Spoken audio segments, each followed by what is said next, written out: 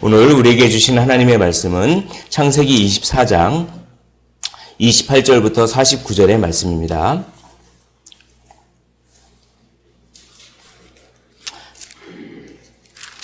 창세기 24장 28절부터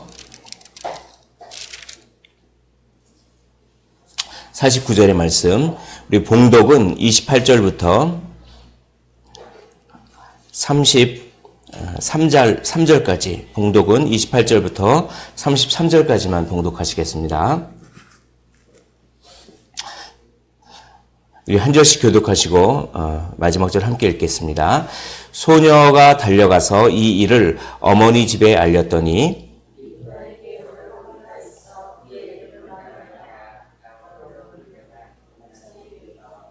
그의 누이의 코골이와 그 손의 손목 고리를 보고 또 그의 누이 리브가가 그 사람이 자기에게 이같이 말하더라 함을 듣고 그 사람에게로 나아감이라. 그때 그가 우물가 낙타 곁에 서 있더라.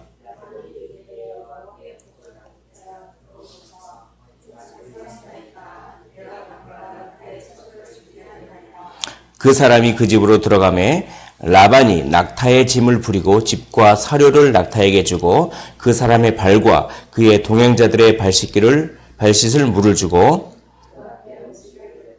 그 사람이 이르되 내가 내 일을 진술하기 전에는 먹지 아니하겠나이다. 라반이 이르되 말하소서. 아멘. 자, 오늘 말씀은 뭐냐면 어제 본문하고 이어집니다. 어제 본문에 이 아브라함이 나이가 많아서 늙어서 이제 아브라함의 아들 이삭의 며느리를 그렇게 자기 친족 가나안의 딸들에게 안 주고 자기 친족에게서 며느리를 찾고자 그 종을 보냅니다. 종을 보내서 종이 그렇게 순탄케 하여 주시옵소서라고 기도하는데 그 기도가 끝나자마자 응답해 주시는 하나님.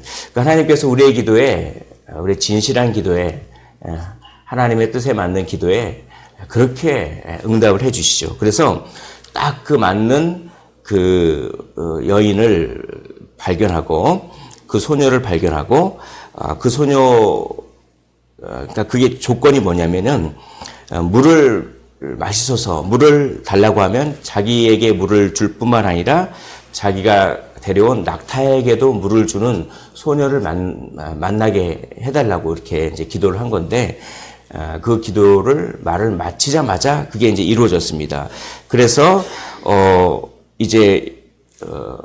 유숙할 곳을 내가 찾고 있다라고 하면서 너는 누구의 딸이냐라고 하니까 마침 그 아브라함의 친족이었습니다. 그걸 보고 그렇게 정말 하나님께서 나의 기도에 응답해 주시는구나 라고 하면서 27절과 같은 말을 합니다. 우리 27절을 한번 24장 27절을 함께 읽어보도록 하겠습니다. 시작.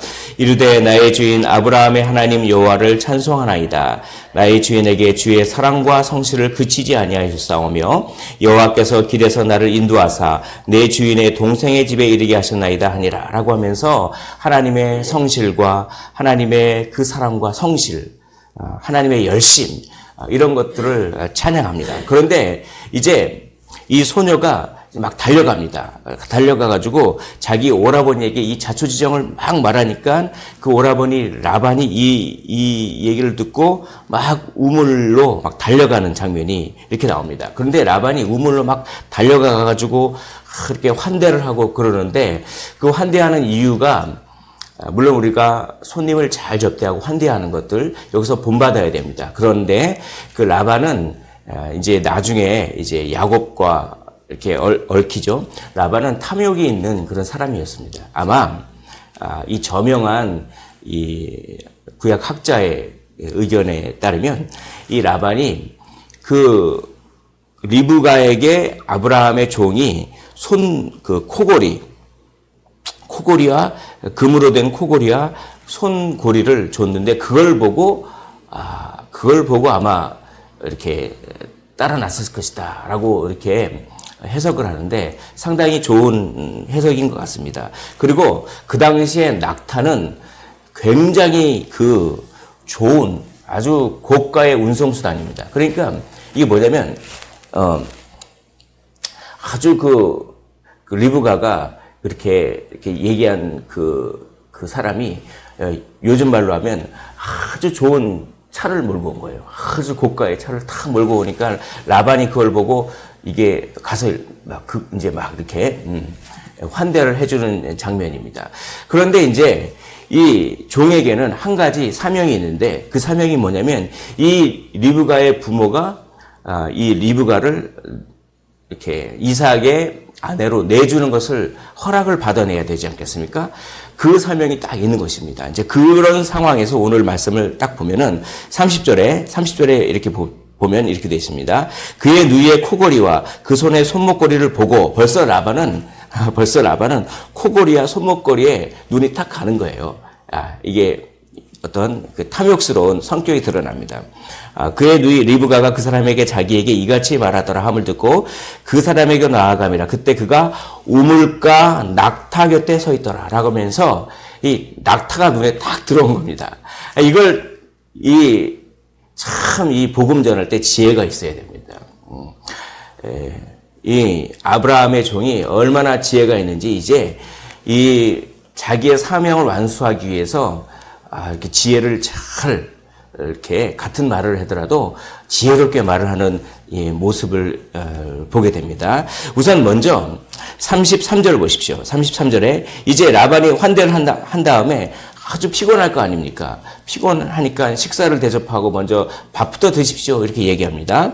자, 33절에 그 앞에 음식을 베푸니 그 사람이 이르되 내가 내일을 진술하기 전에는 먹지 아니하겠나이다 라고 합니다. 그런데 이 아브라함의 종이 아무리 내가 지치고 배고프고 그래도 내가 내 사명을 먼저 감당하기 전에는 내가 먹지 않겠습니다 라고 얘기하는 겁니다. 내가 내 일을 다 진술하기 전에는. 여기서 아브라함의 이 종의 이 우선순위, 사명을 먼저 하는, 먹을 것보다 사명을 먼저 하는, 먹고 사는 일보다 사명을 더 우선시하는 이 우선순위의 모습을 우리가 봅니다. 사랑하는 성도 여러분, 우리의 우선순위가 무엇입니까? 그것은 복음을 전하는 것, 예수 그리스도를 전하는 것입니다. 우리의 우선순위를 한번 살펴보십시오. 먹고 사는 일이 굉장히 중요합니다. 그러나 먹고 사는 일보다 더 우선순위는 하나님의 나라를 위한 것입니다. 그러면 먹고 사는 일을 하나님께서 해결해 주실 줄 믿습니다. 너희는 먼저 그의 나라와 그의 의를 구하라. 그러면 이 모든 것을 너희에게 더하시리라. 우리 하나님께서는 마땅히 먼저 해야 될 것과 좀 나중에 해야 될 우선순위를 너무나도 분명하게 말씀해 주셨습니다.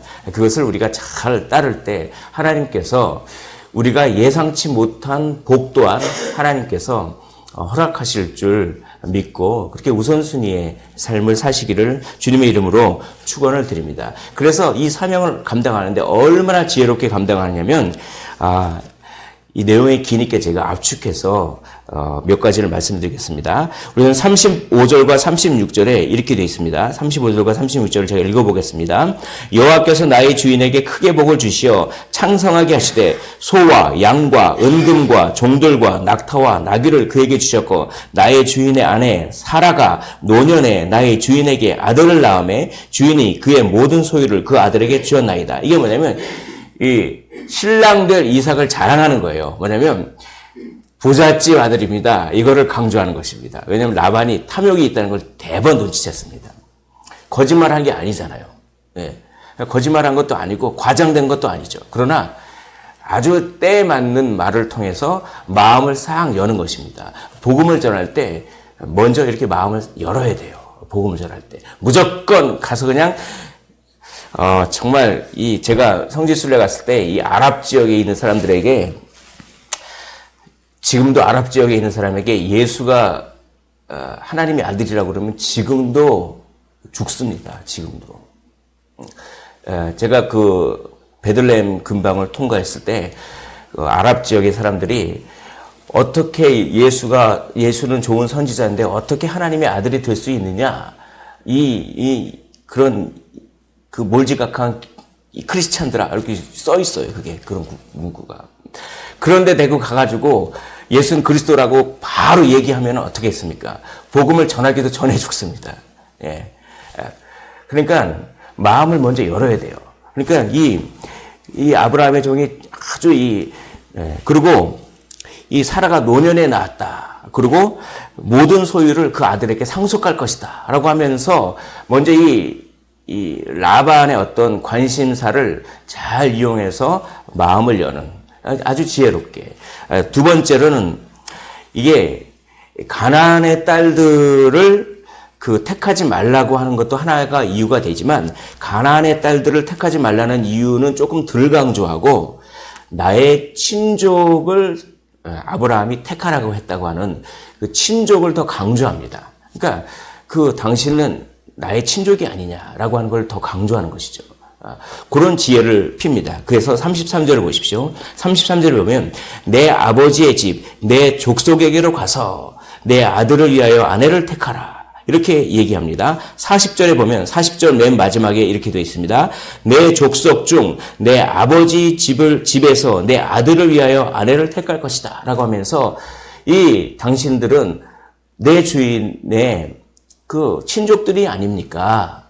그러니까 당신들의 딸 리브가를 줘도 좋습니다. 안심해도 됩니다. 라고 하면서 이 마음을 막 열면서 이렇게 사명을 감당하기 위해서 그렇게 지혜롭게 말을 하는 것을 봅니다. 그런데 가장 중요한 것은 복음정할 때 가장 중요한 것은 정말 자기가 은혜 받은 것을 나눌 때 그때 가장 감동이 되는 것이죠. 자기가 은혜도 안 받았는데 어떻게 복음을 전하겠습니까? 그러니까 먼저 복음을 전하기 위해서는 은혜를 받아야 됩니다. 내가 이 십자가의 은혜가 얼마나 나의 삶을 뒤바꿔 놨습니다. 당신도 이 십자가의 은혜를 한번 믿어보십시오. 예수님을 믿어보십시오. 나의 삶을 완전히 바꿔놨던 그 동일한 예수님께서 당신의 삶도 완전히 바꿔놓고 진리를 알지니 진리가 너희를 자유케 하라. 참된 자유와 안식과 놀라운 복을 경험하게 될 것입니다. 라고 자신 있게 이야기해야 되지 않습니까? 그래서 베드로 사도도 누군가의 너에게 너는 왜 예수를 믿느냐라고 물어봤을 때 그것을 나는 이래서 예수를 믿습니다라고 그렇게 전할 이야기를 평소에 준비해 놓으라라고 말씀합니다. 평소에 먼저 은혜를 받으십시오. 그래서 그 은혜를 간증할 때 그것이 능력이 됩니다. 물론 이렇게 마음을 열고 지혜롭게 하는 것도 물론 최선을 다해서 지혜롭게 해야 되지만 가장 중요한 것은 자기가 먼저 은혜 받고 그 은혜 받은 것을 솔직하게 그걸 가감없이 전할 때 성령께서 역사하십니다. 그래서 당신의 백성을 창조하시는 것이죠. 오늘 보십시오. 오늘 이걸 다 설명을 못 드리지만 그렇게 지혜로운 말들을 한 다음에 마음을 연 다음에 무려 42절부터 47절까지 아주 많은 절을 할애해서 자기가 어떻게 기도 응답을 받았는지를 쫙 설명합니다. 근데 이게 앞에 나왔던 얘기를 똑같이 합니다. 그러니까 성경은 이게 어떻게 보면 불필요한 얘기죠. 내가 이렇게 만났더라. 한 절만 하면 되는데 앞에서 있었던 얘기를 한번 성경을 읽어보십시오. 나중에. 앞에서 소개했던 똑같은 내용을 똑같이 42절부터 47절까지 똑같이 얘기하면서 뭡니까?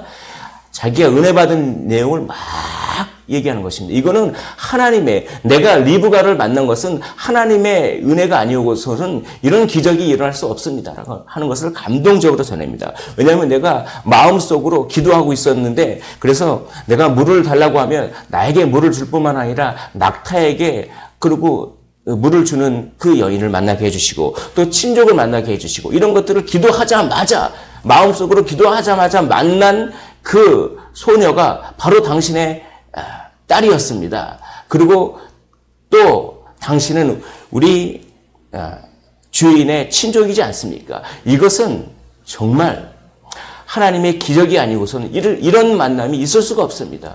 정말 소름이 돋을 정도로 이것은 하나님의 인도하십니다. 라고 하면서 감동적으로 42절부터 47절까지를 쫙 얘기하니까 거기에 감동이 있는 것입니다. 사랑하는 성도 여러분, 주 예수 그리스도께서 여기 계신 모든 분들에게 어떠한 의미로 다가오십니까?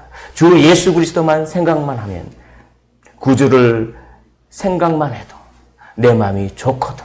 구주를 생각만 해도 이 떨림과 감동, 이걸 전하지 않고서는 견딜 수 없는 예레미야의 그 마음이 계십니까? 그게 먼저 있어야 됩니다. 예레미야가 말하기를, 내가 이 여호와께 들은 이 말을 전하지 않고서는 내 마음이 떨려서 도저히 견딜 수가 없습니다. 라고 이야기했듯이 먼저 주 예수 그리스도의 십자가, 벌레만도 못하고 죽을 수밖에 없는 그렇게 이기적인 이 나를 위해서 하나님이신 예수님이 인간의 몸을 입고 오셔서 십자가의 죽으심으로 말미암아 우리의 형벌이 다 사해졌고 예수님의 의로우심이 우리에게 전달되어서 이제 우리는 실존적으로는 죄인이지만 하나님의 눈에는 우리를 예수님처럼 여겨주시는 그 놀라운 십자가의 복음, 이 복음을 생각할 때 가슴이 떨려야 됩니다. 그걸 그대로 전하십시오. 그러면 성령께서 역사하셔서 창세전에 택한 한 영혼을 창조하실 줄 믿습니다. 그리고 맨 마지막에 48절과 49절을 말씀하는 것입니다. 48절에 이렇게 얘기합니다. 내 주인 아브라함의 하나님 여호와께서 나를 바른 길로 인도하사, 이 바른 길이라고 하는 것이 진실이 인도하사, 이렇게 번역할 수가 있습니다. 이거는 뭐냐면 아브라함의 하나님이 나를 이렇게 인도하셨던 내 주인의 하나님이 진실하게 지금 인도하시고 있습니다. 이렇게 얘기하는 거예요. 정말 얼마나 지혜로운지 모르겠습니다. 그리고 49절에도 이렇게 되어 있습니다. 이제 당신들이 인자함과 진실함으로 내 주인을 대접하려거든. 이게 뭐냐면 지금 인자함과 진실함이라고 하는 것은 하나님의 성품입니다. 지금 하나님이 인자하고 성실한 성품으로 지금 이 일을 다 진행하고 있습니다. 이런 뜻이에요, 이게. 그러니까 내가 지금 리브가 당신의 딸을 만난 것은 하나님이 진실한 성품으로 인해서 당신의 딸을 만나게 한 것입니다. 이런 얘기입니다. 그러니 이 리브가를 이삭에게 보내지 않는 것은 하나님의 뜻을 거스르는 일이 될 겁니다. 라고 은연중에 이걸 압박하고 있어요. 이게 아주 정말 탁월한 말씀입니다. 그래서 이게 보십시오. 49절에 이제 당신들이 인자함과 진실함으로 내 주인을 대접하려거든 내게 알게 해주시고 그렇지 아니할지라도 내게 알게 해주셔서 내가 우로든지 좌로든지 행하게 하소서. 그렇게 담대하게 선포하는 것입니다. 그래서 내가 이 전한 복음을 그걸 받든지 받지 않든지 그것을 선택하십시오. 그러나 내가 전한 복음을 받지 않는 것은 하나님의 뜻을 거스르는 일이 될 것입니다. 라고 담대하게 복음을 전해야 됩니다. 우리가 용기 있게, 왜냐하면 복음은 그 영혼을 위한 것이기 때문에 주눅들 필요가 없습니다. 예의를 갖춰서 지혜롭게 복음을 전해야 되지만, 그러나 정말 복음이 하찮은 것이 아니지 않습니까? 담대하고 용기 있게 복음을 전할 때 하나님의 놀라운 역사가 일어날 줄 믿습니다. 그래서 우리 주님은 너희가 복음을 전할 때 뱀처럼 지혜롭게 그리고 비둘기처럼 순결하게 이렇게 복음을 전하라고 했습니다. 뱀처럼 지혜롭게, 오늘 아주 지혜로운 말을, 때에 맞는 말을 하십시오. 무례하지 않게. 그러나 비둘기처럼 순결하게, 이 말은 비둘기처럼 단순하게, 즉 아주 용기 있게 단순하게 복음을 딱 전하면 성령께서 역사하시는 것입니다. 오늘 말씀을 정리하도록 하겠습니다. 우리는 다 하나님의 종입니다. 오늘 아브라함의 종이 얼마나 사명을 감당하기 위해서 최선을 다했는지 그 모습을 보십시오.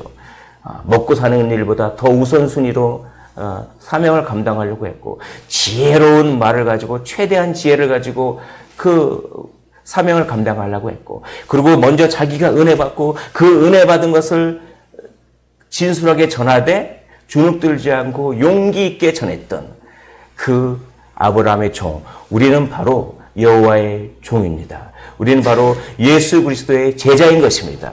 이렇게 사명을 감당하실 때, 우선순위를 분명하게 할 때, 이 모든 것을 우리에게 더해 주실 줄 믿습니다. 기도하겠습니다.